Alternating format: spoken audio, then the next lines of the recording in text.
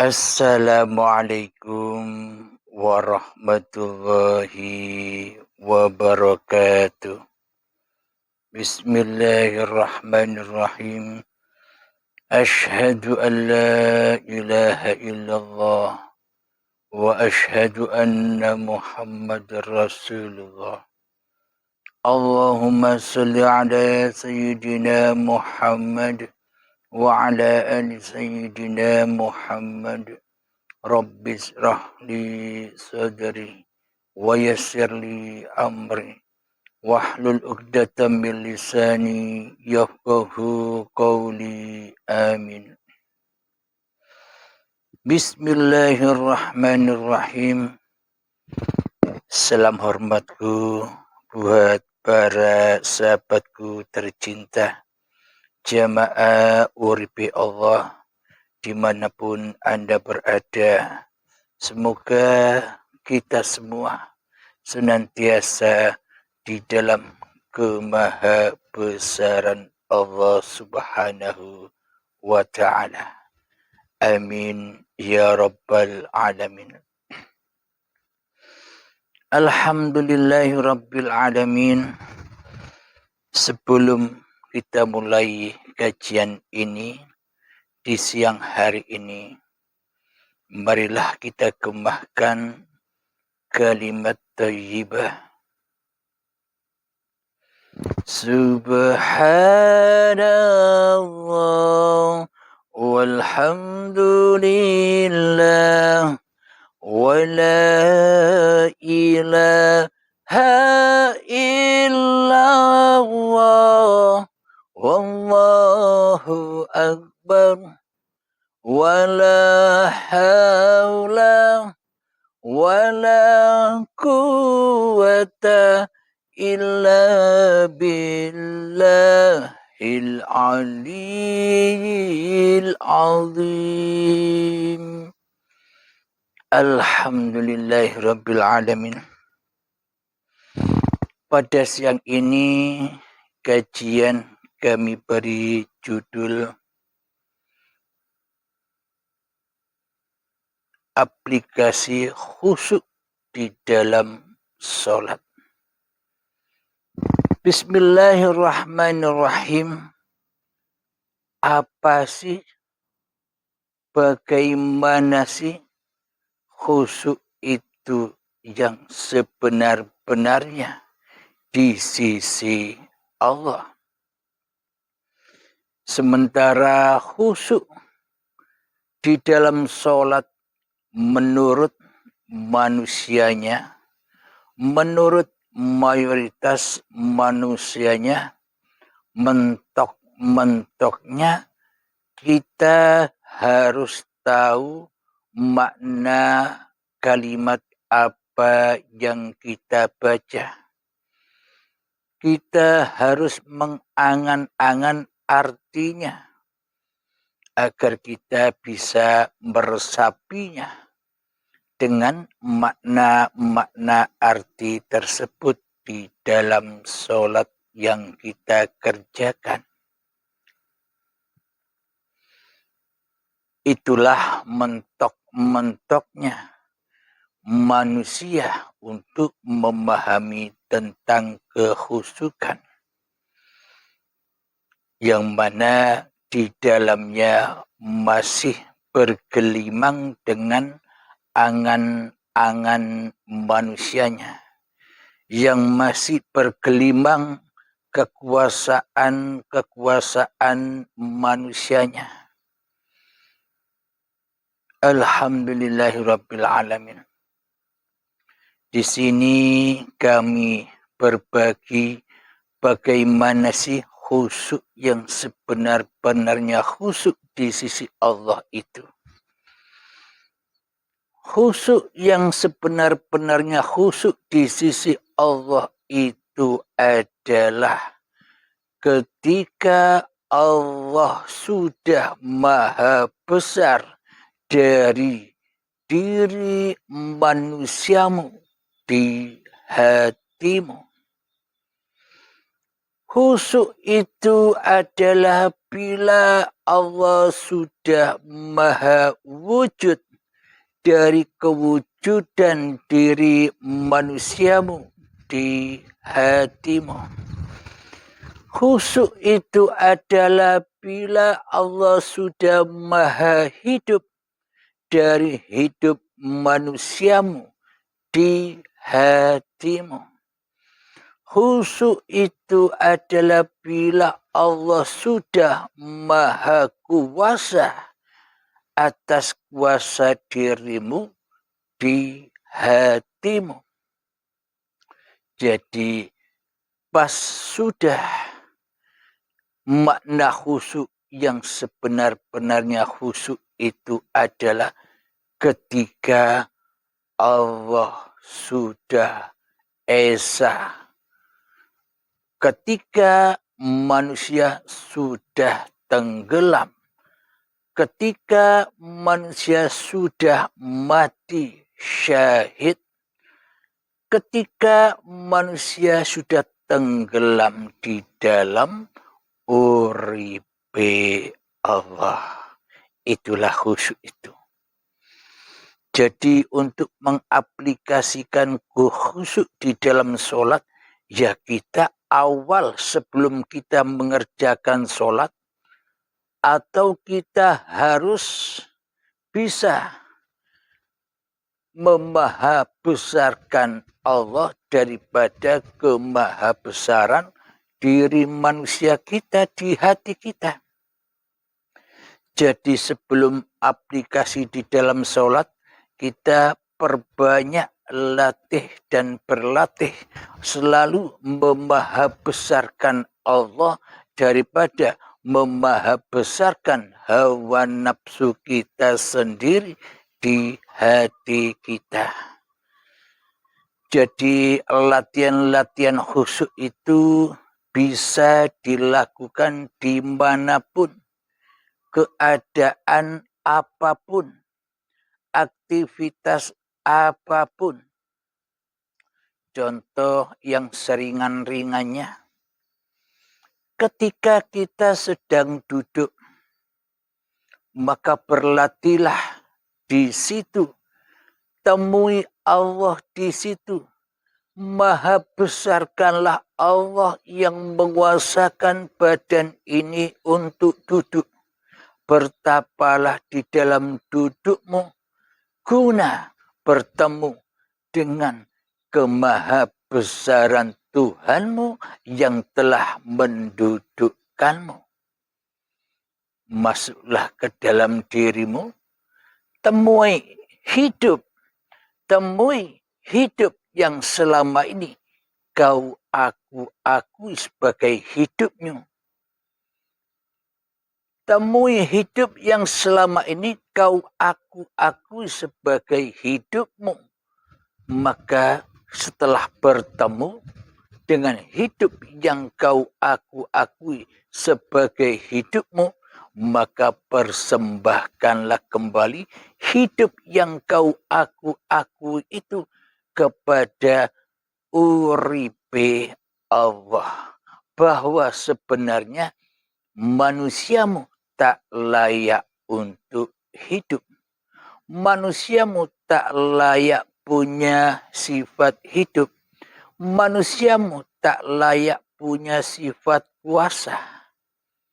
Jadi persembahkanlah ketika aktivitas duduk berlangsung, masuklah ke dalam dirimu, temui hidup yang kau akui sebagai hidupmu. Setelah ketemu, baru pasrahkan, relakan bahwa hidup ini, badan ini hanyalah zahir batinnya Allah, bukan zahir batinnya manusia. Karena manusia tak punya sifat apapun. Manusia tak punya sifat zahir dan batin. Hanya Allah lah yang punya sifat zahir dan batin. Jadi sebenarnya manusia ini tak punya sifat apa-apa. kecuali sifat-sifatnya Allah. Jadi untuk berlatih khusyuk, maka di setiap keadaan itulah jalan Shiratal Mustaqim. Duduk kita itu Shiratal Mustaqim. Bagaimana caranya di dalam duduk itu kita bisa bertemu Allah. Kita bisa mengabdi kepada Allah di dalam duduk itu dengan cara persembahkan kembali bahwa hidup ini Allah, yang mendudukkan badan ini Allah. Itulah cara khusyuk di dalam duduk kita. Ketika kita sedang minum, sebelum minum saksikan hidup ini yang menggerakkan tangan kita untuk mengambil air minum. Saksikanlah di situ kemahabesaran Allah yang menggerakkan tangan ini untuk mengambil minum. Jadi jangan sampai hati kita keluar dari hati kita, agar kita tetap menyaksikan uripe Allah yang maha akbar, yang maha suci, yang berkuasa atas diri kita. Jadi saksikanlah semua pergerakan-pergerakan uripe Allah atas badan-badan ini, agar kita bisa memahaakbarkan hanya Allah yang berkuasa atas diri manusia kita. Sehingga subhanalladzi asra bi'abdihi, sehingga maha sucilah Allah dari diri manusianya, sehingga maha hiduplah Allah dari hidup manusianya, sehingga maha kuasalah Allah dari kuasa manusianya. Jadi untuk berlatih khusyuk itu harus selalu masuk ke dalam diri, jangan sampai berada di luar diri. Karena bila kita berada di luar diri, itulah jahanam. Pasti kita tersesat di luar diri itu. Karena di luar diri banyak salib-salib yang akan mengecoh iman kita. Jadi masuklah, saksikanlah bahwa hidup inilah yang berkuasa atas pergerakan apapun badan ini. Masuklah ke dalam diri, bertapalah di sana, bersujudlah di sana. Makna dari bersujud di dalam diri itu mentiadakan, memfanahkan diri manusia kita terhadap Allah Subhanahu wa Ta'ala yang telah menciptakan manusia kita. Ketika berdiri pun di situ juga Shiratal Mustaqim, yang mana dimanapun keadaan kita wajib bertemu dengan siapa yang menguasai kita. Jangan pernah kita bertemu dengan apa yang dikuasainya. Akan tetapi kita wajib bertemu siapa yang menguasainya. Selama ini kita hanya menyaksikan siapa yang dikuasainya, yakni kita hanya menyaksikan makhluk-makhluk ciptaannya daripada menyaksikan siapa yang telah menciptakannya. Maka dari itu untuk berlatih khusyuk di dalam sholat dan di dalam keadaan apapun, kita wajib masuk ke dalam diri. Bersujudlah di sana, beriktikaflah di dalamnya, karena hakikat badan-badan inilah Masjidil Haram itu. Masjid untuk tempat bersujud. Bersujud maknanya bukan sujudnya raga. Bukan posisi sujudnya badan ketika sholat. Maknanya sujud di dalam diri adalah mentiadakan kekuasaan diri manusiamu di hatimu. Mentiadakan hidup diri manusiamu di hatimu, memfanahkan semua apa yang diakui sebagai milik manusia kita, dipersembahkan lagi kepada Allah yang berkuasa dan yang menciptakan manusia kita. Itulah makna bersujud itu. Jadi hakikat makna khusyuk yang sebenar-benarnya adalah ketika dirimu sudah tak kuasa lagi atas dirimu di hatimu, maka nyatalah kekuasaan Allah atas dirimu di hatimu. Alhamdulillahirabbil alamin. Ketika takbiratul ihram, sebelum takbiratul ihram kita berniat untuk sholat. Contoh sholat subuh. Usolli fardhu subhi rak'ataini mustaqbilal qiblati ada'at lillahi ta'ala. Lillahi ta'ala inilah jalan masuk untuk khusyuk. Jalan masuk untuk mentiadakan dirimu di hatimu. Lillahi ta'ala inilah jalan masuk ke jannah, ke dalam surganya Allah. Maka ketika sudah berniat Allahu Akbar, ketika takbiratul ihram, maka nyatalah kebesaran Allah yang menggerakkan tangan ini. Maka nyatalah kebesaran Allah yang memberdirikan badan ini. Maka nyatalah kebesaran uripe Allah yang menggerak-gerakkan badan di waktu sholat itu. Maka ketika takbiratul ihram Allahu Akbar, manusianya disuruh sendekap. Ini maknanya manusia disuruh mati, disuruh tiada, disuruh tak berpuasa lagi, disuruh tak hidup lagi. Biar hanya Allah lah yang menguasaimu. Biar hanya Allah lah yang menggerakkan tubuhmu. Karena dirimu tak berhak atas pergerakan tubuhmu. Karena kau bukan Tuhan. Kau hanya makhluk yang diperankan. Kau hanya makhluk yang diciptakan. Kau hanya makhluk yang dipergerakkan oleh Tuhanmu yang telah menciptakanmu. Jadi masuklah ke dalam dirimu, hilangkan, hempaskan, panahkan kewujudan diri manusiamu, kehidupan diri manusiamu, kekuasaan diri manusiamu di hatimu, maka nyatalah Allahu Akbar itu. Jadi inilah yang dimaksud khusyuk itu. Ketika Allah lebih besar daripada makhluknya. Ketika Allah lebih hidup daripada makhluknya. Ketika Allah Maha Kuasa atas diri makhluknya. Itulah khusyuk itu.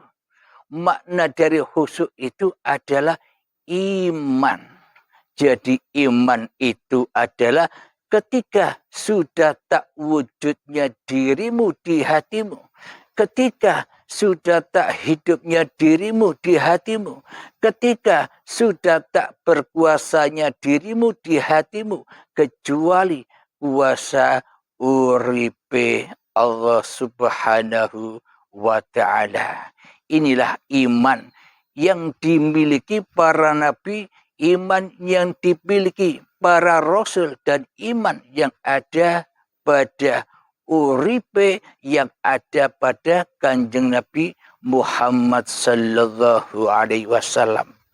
Apa buktinya? Muhammad bukan kamu yang melempar itu. Muhammad bukan kamu yang memanah itu. Muhammad bukan kamu yang membunuh itu. Akan tetapi akulah pelaku dari semua itu. Inilah makna dari iman yang dimiliki oleh para nabi dan rasul, terkhususnya junjungan kita Nabi Muhammad sallallahu alaihi wasallam, yang mana hawa nafsunya sudah tak berkuasa lagi, yang mana hidup hawa nafsunya sudah mati, yang ada hanya nafsu yang tenang. Ya ayyatuhan nafsul mutmainnah, wahai jiwa-jiwa yang tenang.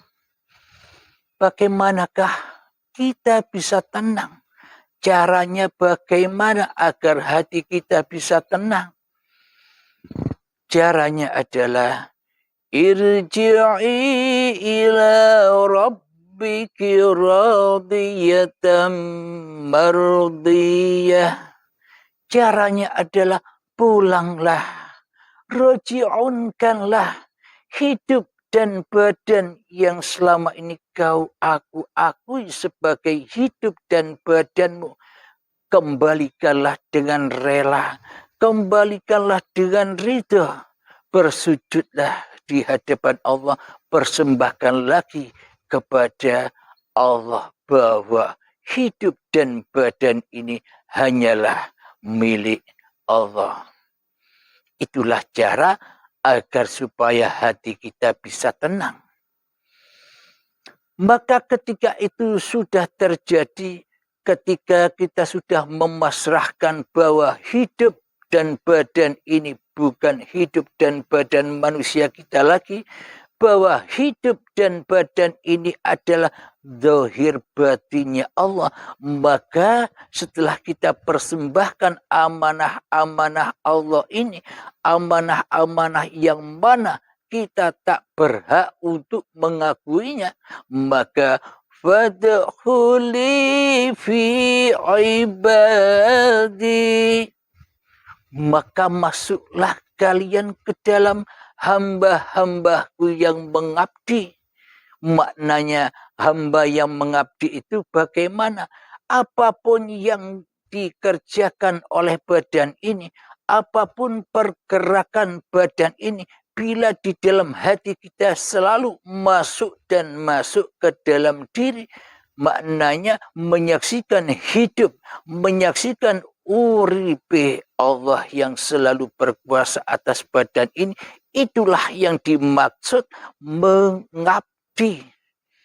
Baik posisi badan ini duduk, baik posisi badan ini berdiri, baik posisi badan ini sedang sholat, baik posisi badan ini sedang ibadah, baik posisi badan ini sedang berjalan, baik posisi badan ini lagi naik kereta, baik posisi badan ini lagi kerja, baik posisi badan ini lagi mandi, baik posisi badan ini lagi makan dan minum, dan baik apapun aktivitas yang ada di badan ini, hati selalu menyaksikan bahwa uripe Allah lah yang berkuasa atas seluruh pergerakan badan. Inilah yang disebut mengabdi, dan inilah yang disebut sholat. Aqimis sholat lidzikri, dirikan sholat hanyalah untuk mengingat aku. Bila kita sholat 5 waktu tapi tidak ingat Allah, akan tetapi ingat kepada dunia dan urusan-urusan bisnis kita, apakah itu disebut sholat? Bukan. Itu fawailun, sholat yang celaka. Sholat yang mana? Sholat itu akan menjadi neraka baginya, karena sesungguhnya di dalamnya tidak menyaksikan Allah, akan tetapi menyaksikan selain Allah. Eto wae sholat mung maksiat wae. Alhamdulillahirabbil alamin, karena tidak beriman kepada Allah, karena tidak punya modal khusyuk untuk menghadap dan mengabdi kepada Allah, karena belum awwaluddin ma'rifatullah. Jadi makrifat itu sangat amatlah wajib bagi manusia yang beragama dan yang bertuhan. Agama apa saja? Agama apa saja? Yang terpenting kita tahu siapa Tuhan yang menciptakan diri kita.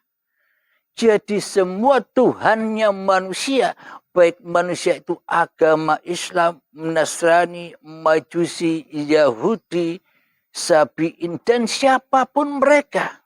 Semua itu ciptaan Allah, dituhani oleh Allah, dituhani oleh uripe Allah.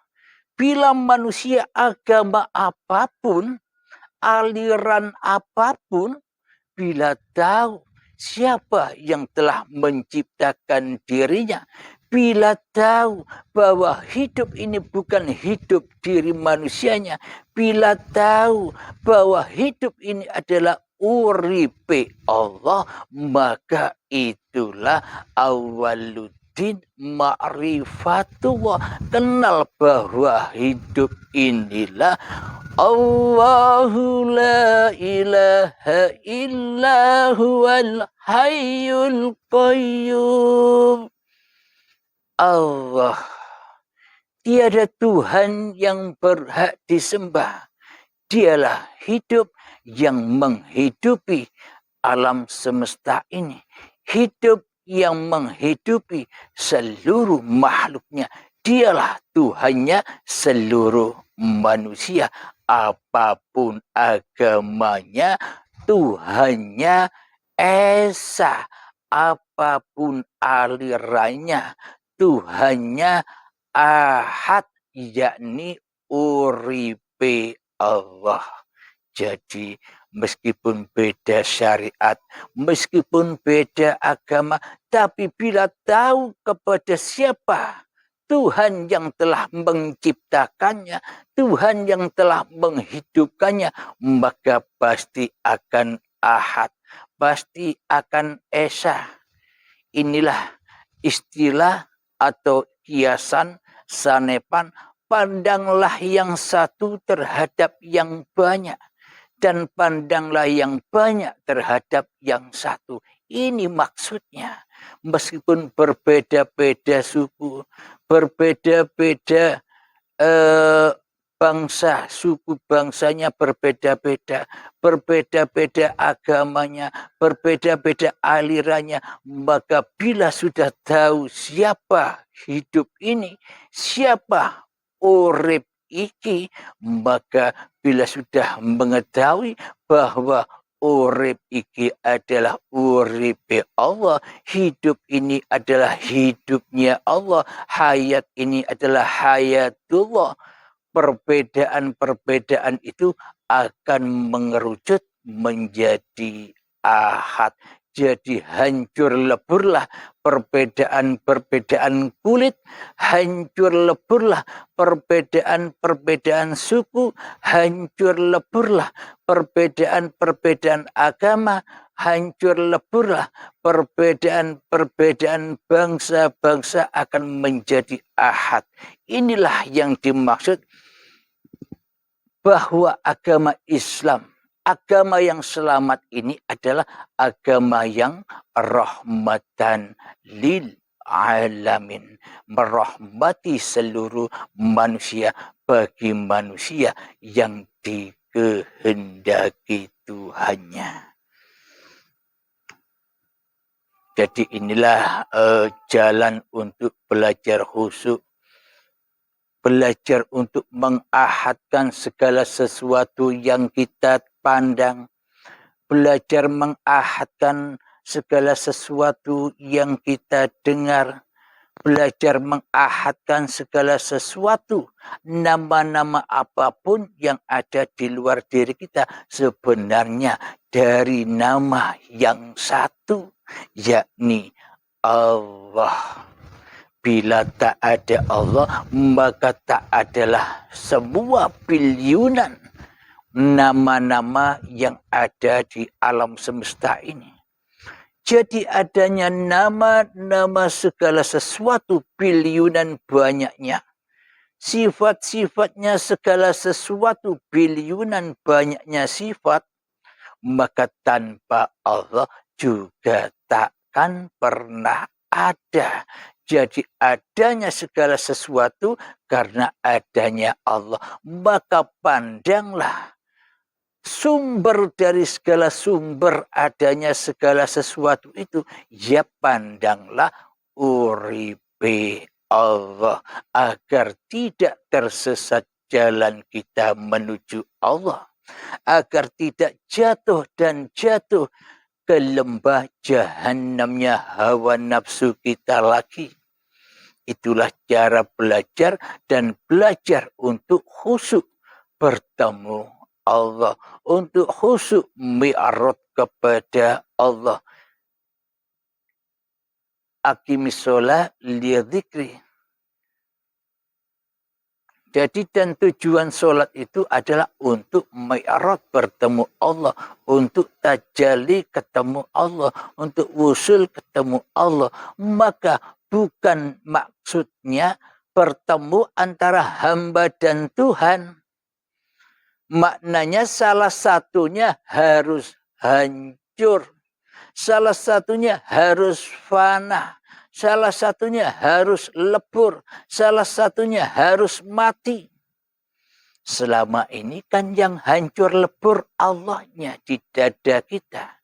Selama ini kan yang mati Allahnya di dada kita. Selama ini yang tak berkuasa hanyalah Allah di dada kita. Sementara yang wujud kita, sementara yang hidup kita, sementara yang berkuasa kita, sedang Allah tak punya kekuasaan apapun di dalam hati kita. Berarti yang jadi Allah selama ini siapa? Siapa yang jadi Allah selama ini? Yang ngaku-ngaku jadi Allah selama ini siapa? Yang mensekutukan sifatnya Allah dengan sifatnya manusia kita selama ini siapa? Yang wujud di dalam hati kita selama ini siapa? Allah kah apa hawa nafsu kita? Bila yang wujud di dalam hati kita bukan Allah tapi diri manusia kita, apa bedanya kita dengan orang-orang yang tak bertuhan? Orang-orang yang ateis. Apa bedanya kita dengan mereka? Bila itu yang terjadi di dalam hati kita. Baju-bajunya saja gambarnya taat. Baju-bajunya saja lambangnya beragama. Baju-bajunya saja lambangnya sudah bertuhan. Akan tetapi baju-baju itu semua hanyalah untuk melindungi kelestarian keateisan hati kita sendiri di dalamnya. Agar tidak dilihat oleh manusia bahwa kita ini ateis. Agar manusia tertipu pandangannya kepada kita, agar manusia memandang kebaikan kita saja, agar manusia hanya memandang baju-baju yang kita kenakan saja. Pada hakikatnya dalamnya bajunya najis, dalamnya bajunya kotor, di dalam bajunya penuh dengan kesyirikan dan kemungkaran. Itulah keateisan kita selama ini. Mana mungkin kita bisa khusyuk di dalam sholat-sholat yang kita kerjakan. Wong selama ini kita yang jadi Tuhannya. Kita menghadap diri kita sendiri di dalam sholat dan ibadah kita.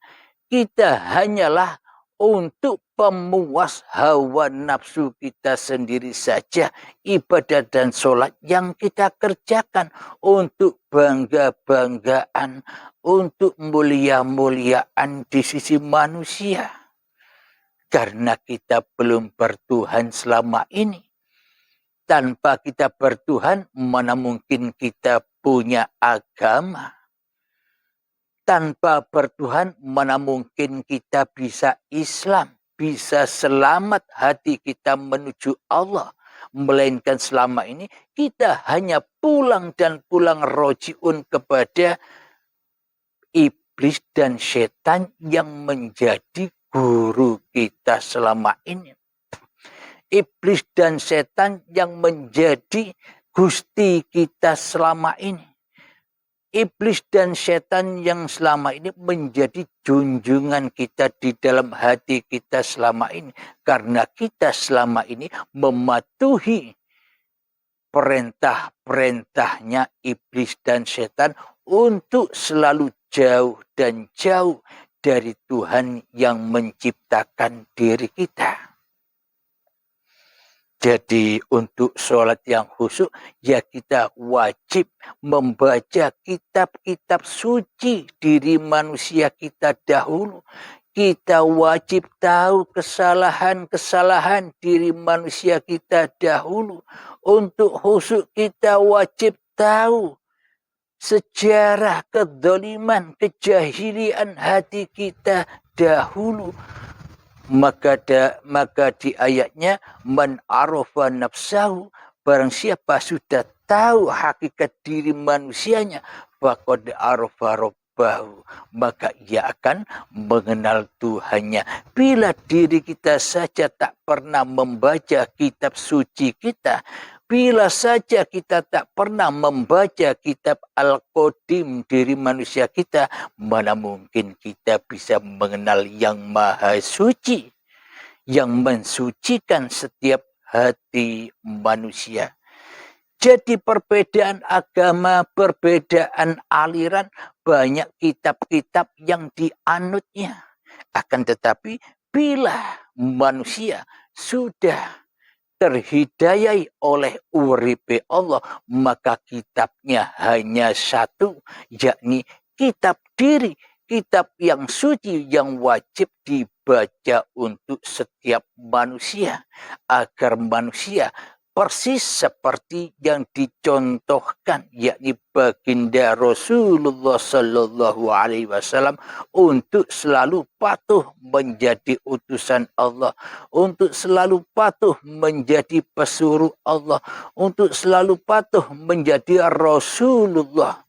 Jadi sudah bebas lepas dari utusan, dari Rasul, dari pesuruh-pesuruhnya hawa nafsu kita sendiri. Maka ketika kita sudah membaca kitab suci diri manusia kita, maka kita akan bertemu dengan Muhammad Rasulullah. Inilah makna syahadat itu. Jadi kalau kita terpancang di dalam bersahadat menyaksikan junjungan kita Nabi besar Muhammad bin Abdullah, mana mungkin kita bisa Islam, mana mungkin kita bisa bersyahadat.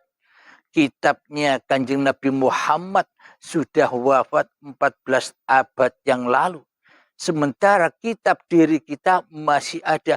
Inilah kitab yang sekarang, inilah kitab sucimu, itulah Muhammad Rasulullah yang wajib kita sucikan. Kita sucikan dari iblis dan setan. Kita sucikan dari hawa nafsu kita. Kita sucikan dari diri manusia kita. Halim, bukan kamu yang melempar itu, tapi akulah yang melempar, kata Allah. Halim, bukan kamu yang memanah itu, tapi akulah yang memanah itu. Halim, bukan kamu yang duduk, tapi akulah yang mendudukkanmu. Halim, bukan kamu yang berkata-kata itu, uripe Allah lah yang berkata-kata atas ragamu. Inilah iman itu, dan inilah khusyuk itu. Bila kita sering membaca kitab suci yang kita miliki, yakni membaca Iqra kitabak, bacalah kitabmu. Iqra bismi rabbikal ladzi khalaq, bacalah dirimu dengan nama Tuhanmu yang telah menciptakanmu, maka kau akan menyadari bahwa urip iki uripe Allah, bukan urip manusiamu. Alhamdulillahirabbil alamin. Semoga yang sedikit ini bisa mudah memahamkan diri kita, termasuk diri kita sendiri, diri saya sendiri, dan diri kita semua yang telah istiqomah menyimak paparan demi paparan di Uripi Allah ini. Semoga saya khususnya dan kita semua selalu dan selalu menjadi Rasulullah, selalu dan selalu menjadi utusan Allah, selalu dan selalu menjadi pesuruh Allah, ketimbang menjadi utusan Abdul Halimnya, ketimbang menjadi Rasulnya Abdul Halimnya, ketimbang jadi pesuruhnya Abdul Halimnya. Selama ini ketika kita belum mengenal Tuhan, kita menjadi pesuruh nama diri kita sendiri. Kembalikan nama diri kita sendiri kepada yang berhak, yakni Allah Subhanahu wa Ta'ala. Amin ya Rabbal Alamin. Allahumma salli ala Sayyidina Muhammad wa ashghili zalimin bizalimin. Allahumma salli ala Sayyidina Muhammad wa ashghili zalimin bizalimin wa akhrijna min bainihim salimin wa ala alihi wa sahbihi ajma'in. Alhamdulillahi Rabbil Alamin. Allahumma salli ala Sayyidina Muhammad wa ala ali Sayyidina Muhammad. Rabbana atina fid dunya hasanah wa fil akhirati hasanah wa qina adzaban nar. Wa sallallahu ala Sayyidina Muhammad wa ala alihi wa sahbihi wa sallam. Walhamdulillahi Rabbil Alamin. Akhirul kalam.